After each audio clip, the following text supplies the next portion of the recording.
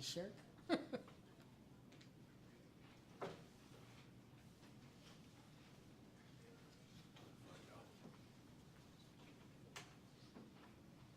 Here she comes.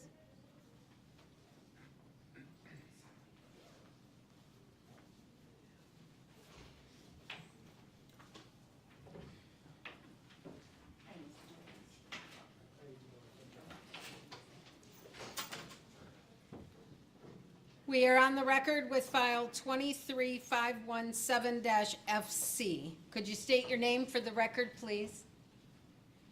I'm sorry. Could you state your name for the record, please? Yes, Glenn Anthony Davis. Thank you. Good morning to this honorable court. Attorney Carla Marable, P number 62755 on behalf of Mr. Davis. Thank you. Mr. Hupakar, have you reviewed the pre-sentence report? I have, Your Honor. I have no corrections or additions to make to the pre-sentence report. Thank you. Ms. Maribel, have you had an opportunity to review the pre-sentence report? Yes, I have. Do you have any additions or corrections? Your Honor, at this time, my client would like to talk to you about the pre-sentence investigation report. All right, but you don't have any? I don't have any corrections. All right, Mr. Davis, do you have you had an opportunity to review the pre-sentence report? Yes, I have. And do you have additions or corrections? Yes, I do. I need page numbers so I can get there so when we talk. Okay, page number 4. First paragraph. It stated that, I went to meet to talk with Julius. That never happened. He met me at the football game. Okay, It what, was inaccurate. the thing of it is, this is what is called the narrative, and this is right from the police report, and I can't change what the police report put in, so I can't change that. At the end of it, I can put that you disagree with the narrative, Okay, but I can't change anything in the narrative. Do you understand? yes. All right. Okay, one other thing. Page?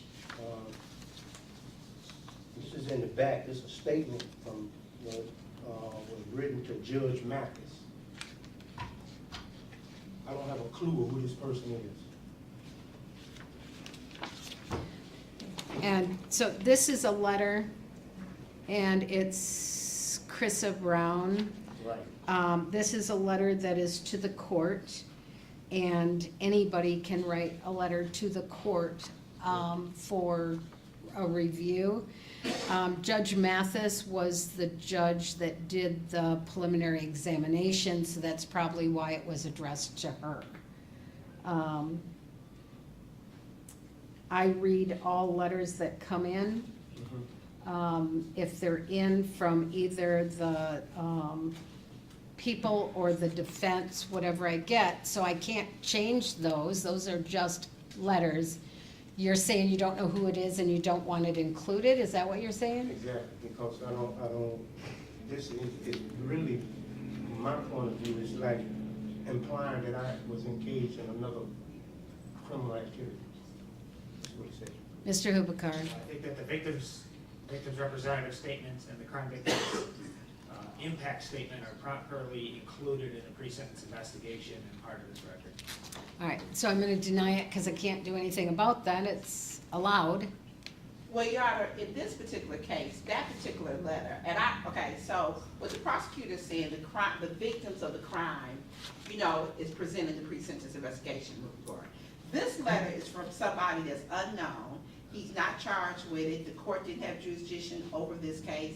The case is just a letter from somebody who might have saw this on TV and decided to write a letter. But he'd never been charged with it. I don't even think there's even ever been an investigation into it. So it's a letter from some unknown person about something that there never was an investigation in. There never was he was never, indicted on it or charged with it. And I don't even think the police know who she is. So that's why he's objecting to it being part of the official record when it has nothing to do with the case. I guess I don't know exactly which page they're talking about. I was looking at the statement that was sent to the victim's representative. Do you have a page number? No, this there's is another page. this is an outside letter. Hold on one second. If you look all the way to the end, it's a Chrissy Brown from Kalamazoo, and it is to the Honorable Judge Paula Mathis, and it's the state versus Glenn Davis. There's also behind that is the victim impact statement.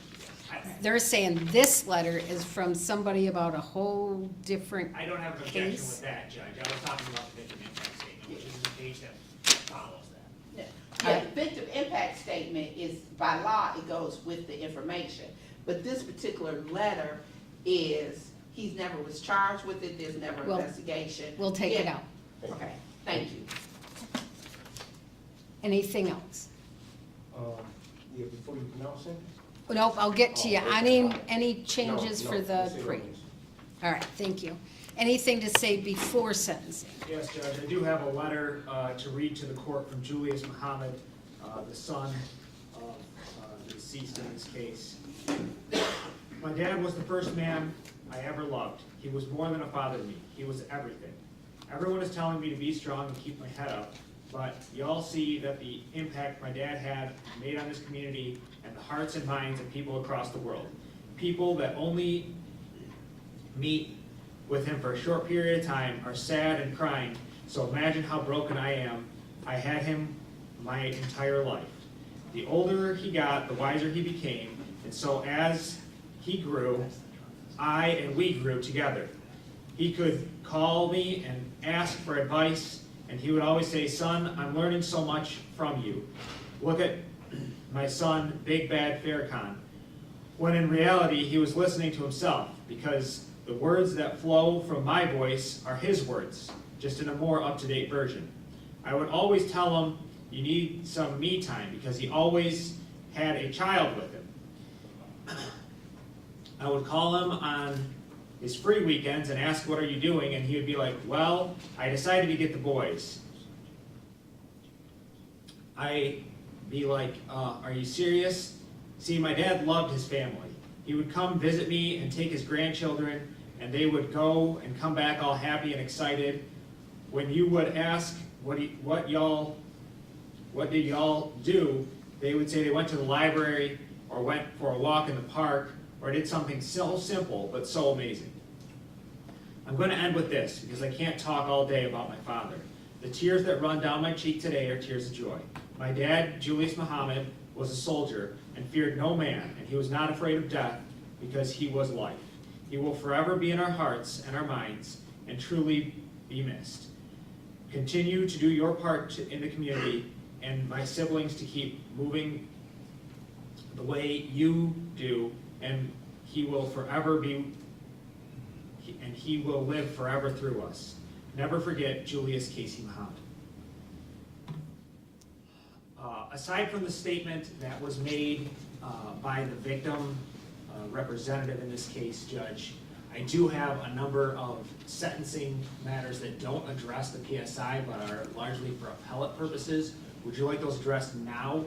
I think that they probably make the most sense to address now.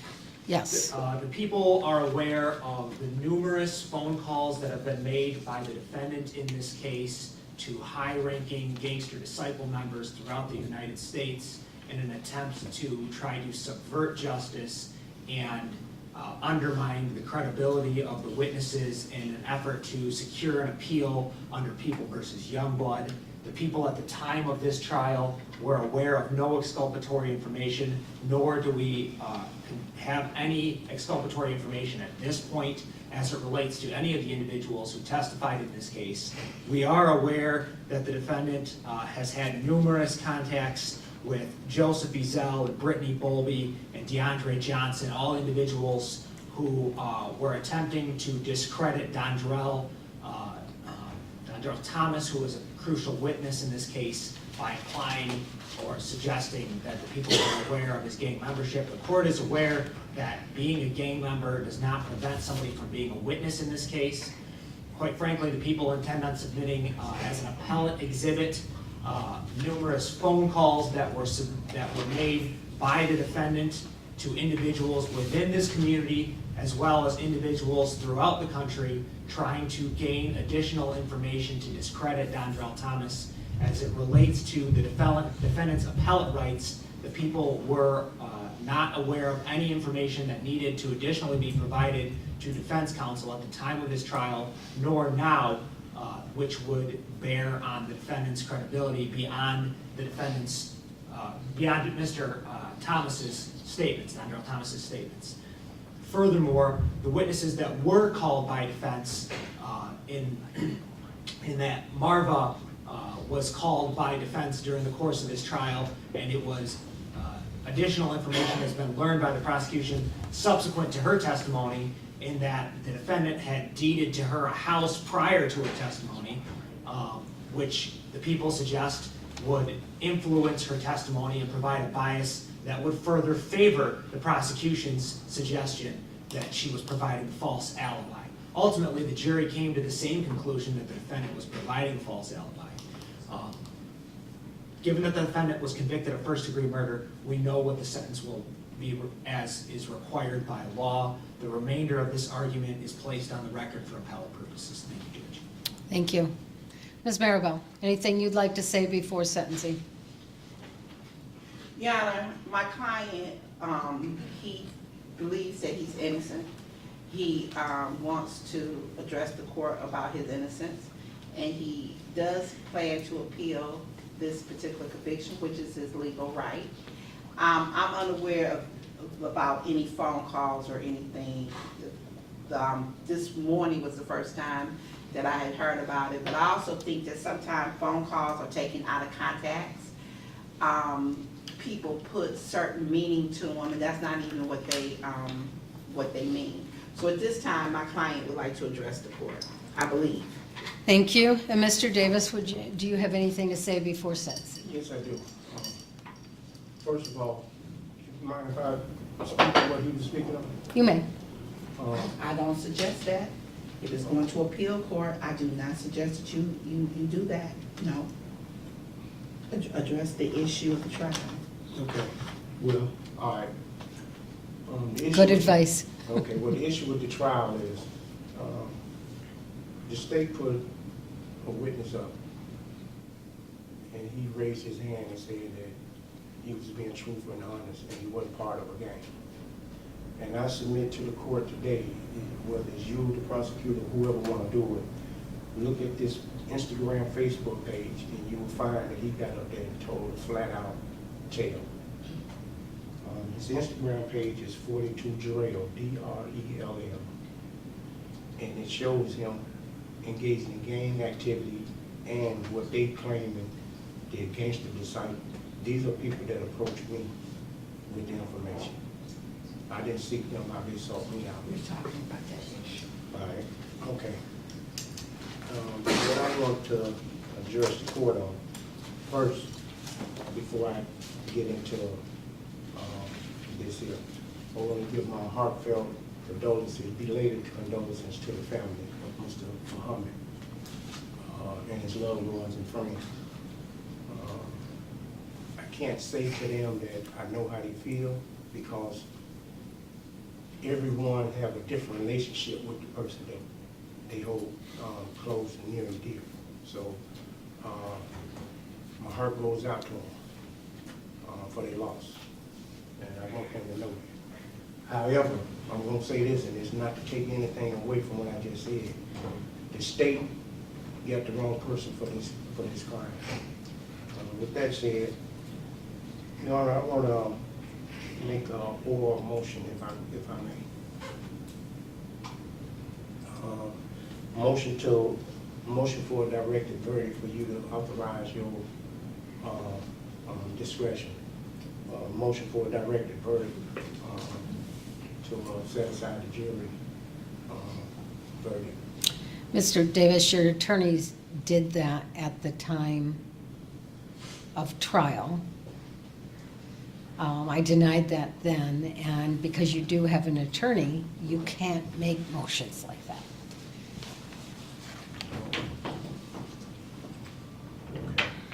So, Even if I feel that the verdict didn't coincide with the evidence that the prosecutor put on it?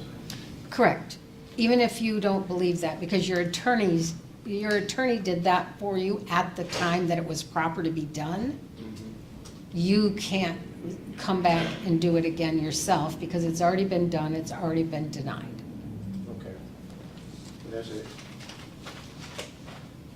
Thank you. Thank you.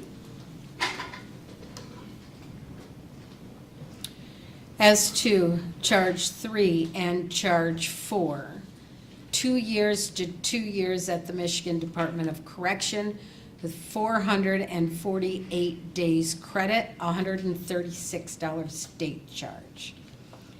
As to charge 2, 76 months to 50 years at the Michigan Department of Correction. That must be consecutive to charge 3 and 4, but it will be concurrent with charge 1. Charge 1 is life without the possibility of parole. And that must, 0 credit for any time served because that must be served consecutive to and after charge 3 and concurrent to charge 2. You have the right, you have the absolute right to appeal because this was a jury verdict. If you cannot afford an attorney, one would be appointed for you at public expense. You have 42 days from today's date to appeal. Probation, did I miss anything? Just the $130 CVR, Your Honor. Thank you. That's a $130 crime victim fund. Judge, we also have a restitution amount for the crime victims compensation fund Of, of $5,000, Judge. And Your Honor, and I do understand that in all criminal cases, the victim is entitled to restitution, but to this day, I haven't been given any receipts or any receipts to see what it's for. So before the court imposed restitution, I asked that the prosecution give me a receipt, and I would talk to Mr. Davis, and we may need a hearing on that because I haven't been given anything. all right, what I will do is I'll put $1 as to restitution, because I have to put something as to restitution. The prosecutor then will get all of the information, get that to you, and you can go over it with your client. If your client agrees, then we can stick to the amount. Otherwise, we can have a restitution hearing to be able to determine the exact amount. Okay. And I'm assuming that it's for the funeral. That's correct. Anything further? Anything further, Mr. Hoop? Nothing for the people, Judge. Anything further, Ms. Maribel? No, Your Honor. All right, thank you. We are off the record.